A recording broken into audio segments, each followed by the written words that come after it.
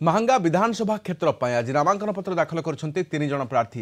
कांग्रेस विधायक प्रार्थी भाव में देवेंद्र साहू प्रथम आसी कटक जिलापाल कार्यालय पहुंची प्रार्थीपत्र दाखल करते। पर बीजेपी विधायक प्रार्थी सुमंत घड़ाई और स्वाधीन विधायक प्रार्थी शारदा प्रधान जिलापाल कार्यालय को आसी प्रार्थीपत्र दाखल कर। गत निर्वाचन में बीजेपी दलर प्रार्थी होते शारदा सालेपुर महांगा और नियाली विधानसभा क्षेत्र पर गत 7 तारिख ठारू प्रार्थीपत्र दाखल प्रक्रिया आरंभ होइछि। मु दल रे थाए न थाए मु 2014 रु महांगार स्वाभिमान पे लड़ाई करने आसूची। तेणुक आज भी महांगा जनसाधारण तरफ मु लड़ाई करने आसी। लड़ाई क्या संगे जनसाधारण विरुद्ध रे लड़ाई कर क्षमता ना को व्यक्तिर अच्छी ना को दलर अच्छी।